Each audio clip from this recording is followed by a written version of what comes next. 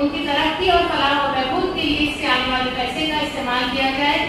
اور یہ پراپرٹی جو ہے یا جو وقت جو ہے یہ ہماری ملکیت ہے اور یہ دستور نے ہمیں دیا ہے. آج یہ وقف بل جو ہے دستوری جو ہماری آزادی ہے اس کو ختم کرنا چاہتا ہے, ہماری مذہبی آزادی کو ختم کرنا چاہتا ہے. اور آپ سب خواتین کو یہاں جمع کرنے کا مقصد بھی یہی ہے کہ جیسے ابھی یہاں پر مفتی صاحب نے بتایا کہ ہمارے مرد حضرات تو پورے ملک میں احتجاج کر رہے ہیں, پورے ملک میں احتجاج بہت زور و شور سے جاری ہے, لیکن ہماری خواتین میں سے بہت ساری خواتین کو یہی نہیں معلوم کہ وقت کیا ہے. اور جیسے کہ میڈیا کبھی کبھی ہماری خواتین کے پاس پہنچ جاتا ہے اور ان سے پوچھتا ہے تو ہماری خواتین کوئی بھی جواب نہیں دے پاتی ہے اور وہاں پر ہم کسی حد تک کمزور ہوتے دکھائی دیتے ہیں.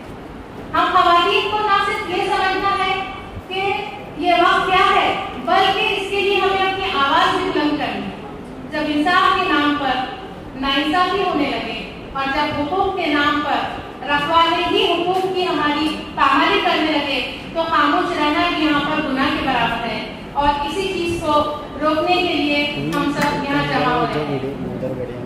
اسی لیے آج کا پروگرام صرف پروگرام نہیں ہے بلکہ یہ ایک بیداری کا پیغام ہے, یہ ایک آواز ہے, یہ ایک عہد ہے اپنے حق کے لیے, اپنے وقت کے لیے, اپنی وراثت کے لیے, اپنے مستقبل کے تحفظ کے لیے. یہ ایک کالا قانون اس لیے بنایا گیا ہے کہ ہماری تمام مسجدوں, مدرسوں, خانقاہوں, درگاہوں اور لاکھوں کی تعداد میں جو ملک کے اندر موجود ہے ان سبھی کو جو ہے تو اپنے قبضے میں لے لیا جائے اور ان پہ اپنا حکومت بتائی جائے. تو آئیے آج کے اس پروگرام کا آغاز جو ہے سب سے پہلے ہم اللہ رب العزت کے پاکیزہ کلام سے, تلاوت کلام پاک سے کرتے ہیں. اور اس کے لیے میں تسنیم کوثر, اسرار الدین قاضی, مدرسے باقیہ صالحہ سے ان کو آواز دیتی ہوں کہ وہ آیت تلاوت کلام پاک پیش کریں. آپ کو ہر وقت, ہر سال یا جب بھی نئی تولید ہوتی ہے آپ کو جہاد کا درجہ دیا گیا ہے. آپ کو اتنا بڑا رتبہ دیا گیا کہ مرد کو اگر حاکم اور قوام بنایا تو اخلاقی طور پر اللہ تبارک و تعالیٰ نے جنت آپ کے قدموں میں رکھی, صرف آپ کی قربانی دے کر رکھی ہے. باپ کے قدموں میں جنت نہیں رکھی اللہ نے. اتنا بڑا رتبہ آپ کا ہے. سماج کے اندر لوگ پوچھتے ہمیں کیوں بلایا. اگر ہماری خواتین, ہماری ماں بہنیں اگر مسئلے کو سمجھ جائے تو اپنے گھر کے اندر کئی افراد کو تیار کر سکتی ہے. تاریخ گواہ ہے اس ملک کے اندر, اس ریاست کے اندر, چاہے ہندو راجا رہے ہو, چاہے مسلم بادشاہ رہے ہو, یا ہماری 450 سال پہلے کی وہ زندگی رہی ہو جو حضور کے زمانے میں اور صحابہ اور تابعین, تبع تابعین اور خلفائے راشدین کے دور میں آپ کی تربیت نہیں بچے تیار تھے. آپ میں جیسی تربیت تھی, حضرت غوث پاک کا واقعہ تاریخ سب جانتے ہیں. ماں نے کہا بچے سے, بیٹے ہمیشہ سچ بولنا چاہے چھری اپنے گردن پر آ جائے. انہوں نے کچھ سکے اشرف دیا, اس کو یہاں پر چھپا کے باندھ دی. راستے میں ڈاکو نے حملہ کیا, اس قافلے کو لوٹا. بچے سے پوچھا تیرے پاس کیا ہے, اس نے کہا یہ میرے پاس, اور اندر سے نکال کے اشرف کے سامنے کہنے لگا میں نے تو نہیں تیری دھرتی دی, تو نے کیوں بھی نکال کے دیا, میں نے تو نہیں دیکھا تھا. اس نے کہا سچ بولنے کے لیے میری ماں نے مجھے تعلیم دی, اگر گردن پر چھری آ جائے تو سچ بولنا, اس لیے میں نے سچ بولا. ڈاکو نے تلوار پھینک دی اور حضور کے قدموں میں آ گیا. یہ ماں کی تربیت. آپ نے جن, ارے آج ہم جس اسٹیٹ میں رہتے ہیں تائی, آپ بھی ایک مراٹھا ہو. شیواجی مہاراج کی تاریخ ہے کہ شیواجی مہاراج کی ٹریننگ ان کی ماں نے کی تھی, کسی اور سردار نے نہیں کیا تھا. ہماری خواتین نے جو قربانیاں دی اسلام کے لیے کہ 2 پیروں سے چیر دیا جا رہا ہے, لیکن پھر بھی انہوں نے اللہ کے نبی کا ساتھ نہیں چھوڑا اور بہت کیسے کیسے اپنی قربانیاں پیش کی. ہماری ماں نے جب حضور کے سامنے نادان بچوں پر برچیاں چلی, تیریں چلی, تو اس وقت ماں نے یہ کہا کتنے بچے ہیں, کہنے لگے ایک بچا, تو کیوں بچا, تو بھی حضور کی حفاظت سے شہید ہو جاتا, مجھے خوشی ہوتی. یہ آپ کا درجہ ہے. اس لیے ہم چاہتے ہیں آپ तैयार रहे। अगर इस मुल्क में इस मुल्क के काले कानून को इस सरकार ने अगर जबरदस्ती करके थोपा, हमारे दस्तूर के अंदर उसकी पायमाली की, हमारे संविधान को मिटाने की कोशिश की, तो याद रखिए जब वक्त पड़ेगा और all India Muslim personal law board के सेक्रेटरी साहब के सामने मैं आपकी तरफ से ऐलान करता हूं कि मौलाना अगर जरूरत पड़ी और अगर आपकी तरफ से ऐलान होता है कि सड़कों पे उतरो और जेलों को भर दो, तो कोई माँ अपने बच्चों को घर में नहीं रोकेगी। इंशाअल्लाह सारे बच्चे जेलों में रहेंगे, ये जेलें कम पड़ जाएगी और हुकूमत के पास में रखने की जगह नहीं। इसलिए हम आपको यहाँ पर बुलाए कि समझिए क्या है, ये सारी हमारी वक्त की करोड़ों की प्रॉपर्टी खत्म करने का उस पर बस नजर है। ये चाहते हैं हमारे अफराद ने, जो राजाओं ने, बादशाहों ने हमें जो दान किया है, जो वक्त किया है, ये प्रॉपर्टी को ये चुराना चाहते हैं, उस पर गाजवाना कब्जा करना चाहते हैं। इसको बचाना हर मर्द औरत का फर्ज होता है। इसलिए हम आपको इनवाइट किया, वरना हम तो आपको ये नहीं कह रहे कि लकड़ी लो और रास्ते पर उतरो। मेरे अजीज माओ, आपका अगर जहन बन गया, आपने अपने अपने घर में बच्चों का जहन बनाया और हम आपसे कह रहे हैं all India Muslim personal law board और अमन तरीके से तहरीक चलाता है, कहीं भी तशद्दुद की बात नहीं है, कहीं भी जो है वो मार धाड़ की बात नहीं है। काली पट्टी बांधो, आपने 15 मिनट के लिए बत्ती गुल की, सबके घरों में अंधेरा था कि नहीं था? आप जाकर देखिए कि गूगल के ऊपर जिस आदमी ने उस दिन 15 मिनट का फोटो लिया इस मुल्क के नक्शे का, रात के 9 से 9:15 बजे तक का, अपने मुल्क के अंदर भारत में कुछ रोशनी ही नजर नहीं आ रही थी, बहुत कम रोशनी थी। हुकूमत हिल गई, एक एक घर में बत्ती गुल की, 15 मिनट तक पूरी बस्तियों में, मोहल्लों में, गांव में अंधेरा रहा। हुकूमत हिल गई और हुकूमत ने सोचा अगर इतनी ताकत के साथ मुस्लिम समाज, दलित समाज, आदिवासी समाज, सेकुलर हिंदू भाई अगर बत्तियां मिलकर गुल कर सकते हैं, तो कल हमारी सरकार की भी बत्ती गुल करने की ताकत इस समाज के अंदर मौजूद है। अल्हम्दुलिल्लाह हम इसी चीज को सामने रखकर आज खास तौर से मौलाना के साथ आपको यहाँ पर जमा किए। जब उनका खिताब होगा गौर से सुनिए। मैं इसी मकसद को वादे करते हुए मेरी बात को खत्म करता हूँ।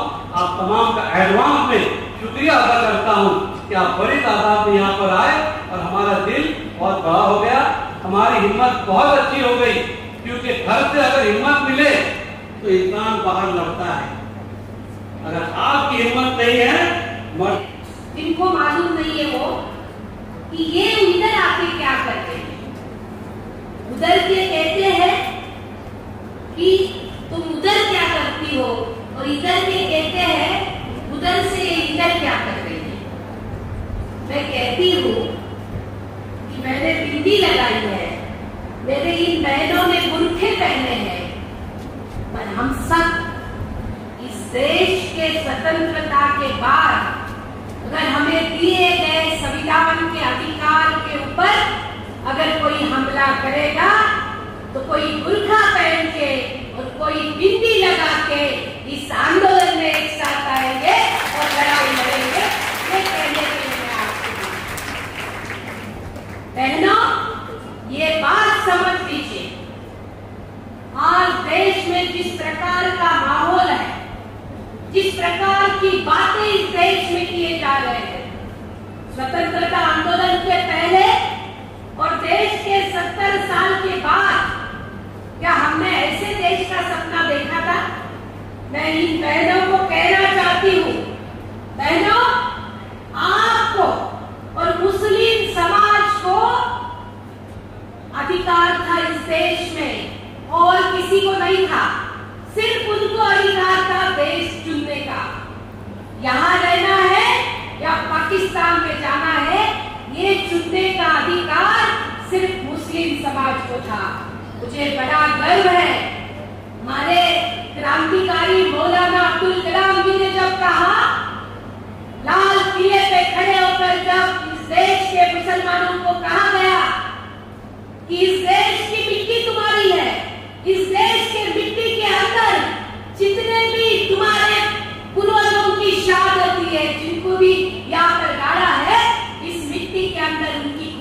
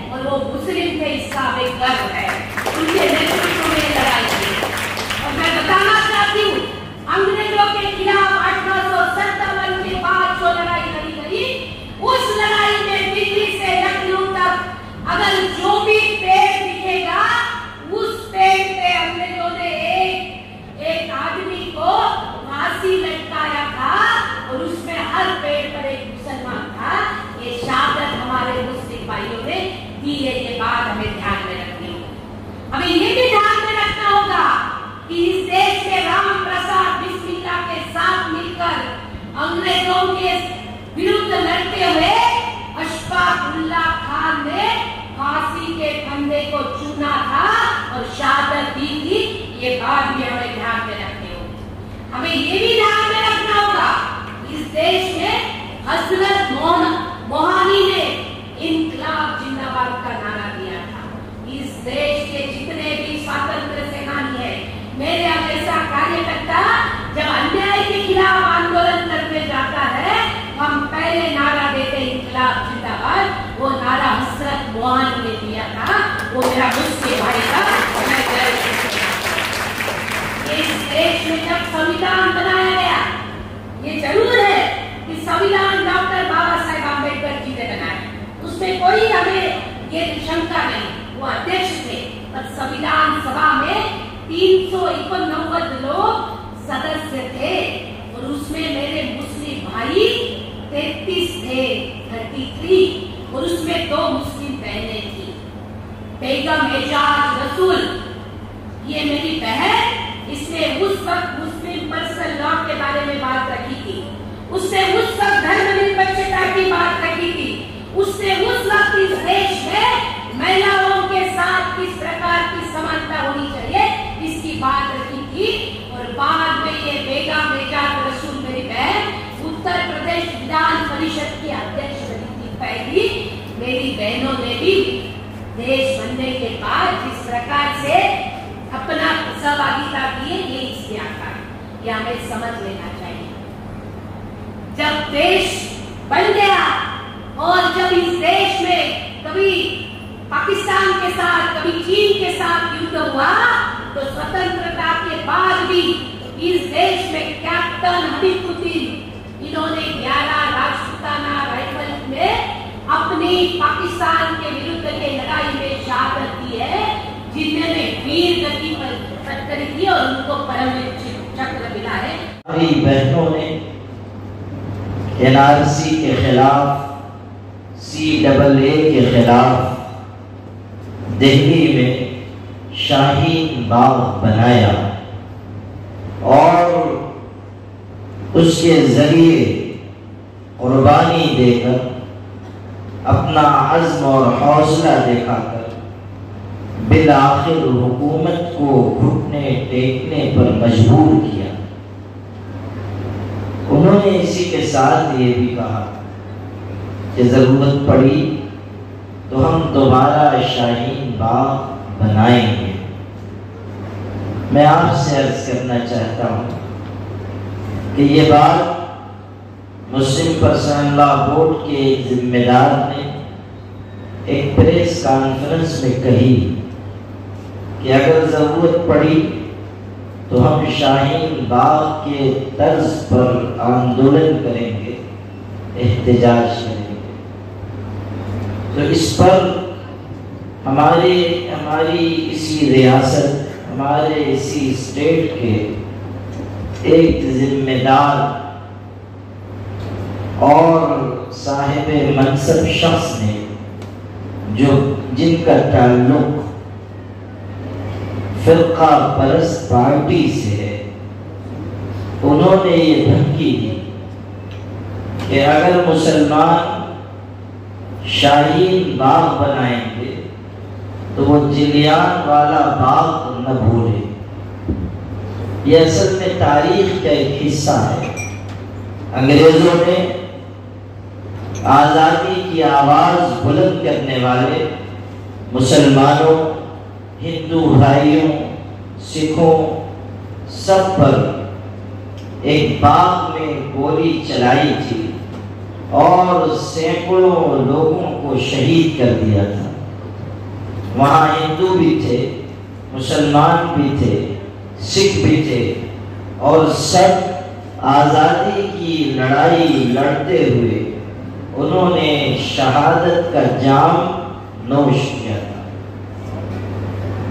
गोया के धमकी देने वाला शख्स ये धमकी दे रहा था कि अगर तुमने शाहीन बाग बनाया تو ہم بھی طاقت سے قوت سے انگریزوں کی طرح تمہیں روکیں گے، تمہاری راہ میں رکاوٹ کھڑی کریں گے، تمہارے سینوں کو گولیوں سے چھلنی کریں گے۔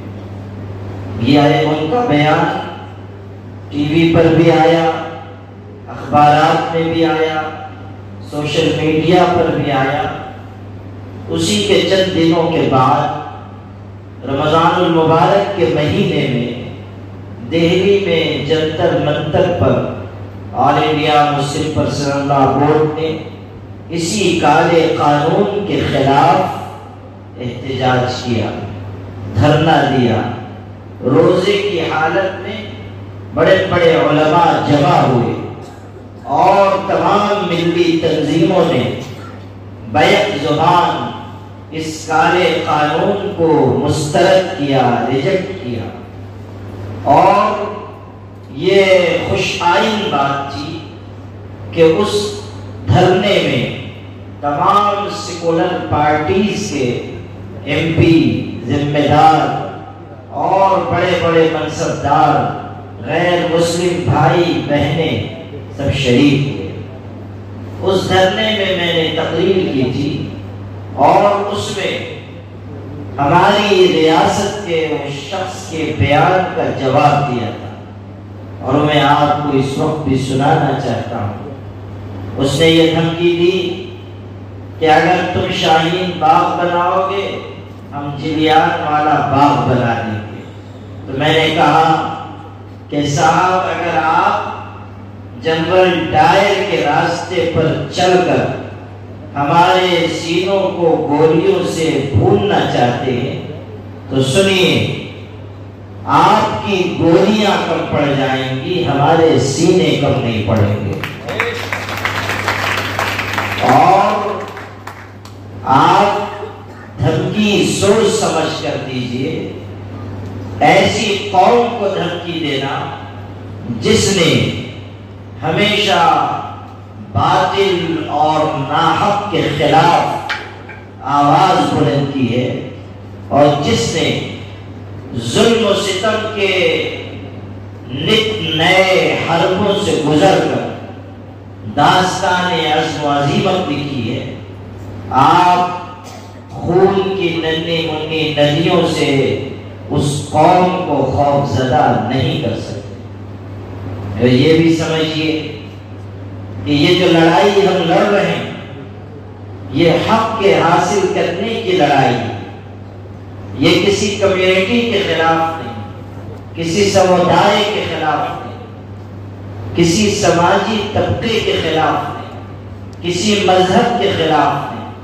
ہم حکومت سے یہ کہہ رہے ہیں کہ ہمیں ہمارا حق دیں، اور حق مانگنا کوئی غیر قانونی بات نہیں ہے۔ اس کے باوجود اگر حکومت حق مانگنے کو جرم قرار دے تو ہم یہ جرم ایک بار نہیں 1000 بار کرنے کے لیے تیار ہیں۔ اپنے حقوق حاصل کرنے کے لیے محنت کرنی پڑتی ہے، کوشش کرنی پڑتی ہے۔ دنیا کا دستور یہ ہے کہ یہاں بھیک بھی بن مانگے نہیں ملتی ہے، حق ملنا تو بہت دور کی بات ہے۔ اگر حق لینا ہے تو اپنے اندر طاقت پیدا کرنی ہوگی، اپنی کلائی میں دم پیدا کرنا ہوگا، اپنی آواز کو بلند کرنا ہوگا، اپنے جگر میں خون پیدا کرنا ہوگا، اور ہمارے بھائیوں کے ساتھ ساتھ ہماری بہنوں کو بھی آگے آنا ہوگا۔ اس لیے کہ یہ وقت اس ملک میں بہت مشکل کا وقت ہے۔ ہر طرف نفرت پھیلائی جا رہی ہے، ہر طرف یلغار کی جا رہی ہے، ہماری حق تلفی کی جا رہی ہے، ہر طرف دیواریں کھڑی کی جا رہی ہیں۔ ہندوؤں اور مسلمانوں کے درمیان نفرت کے بیج بوئے جا رہے ہیں۔ ہمارا یہ ملک ہمیشہ سے محبتوں کا ملک رہا ہے، اس ملک کی زمین میں، یہاں کی مٹی میں، یہاں کے ضمیر و خمیر میں محبت شامل ہے۔ یہ ملک نفرت کو برداشت نہیں کرتا ہے، اور ہمیں ہمیشہ اس ملک کو آگے بڑھانے کے لیے محبت کی بات کرنی چاہیے۔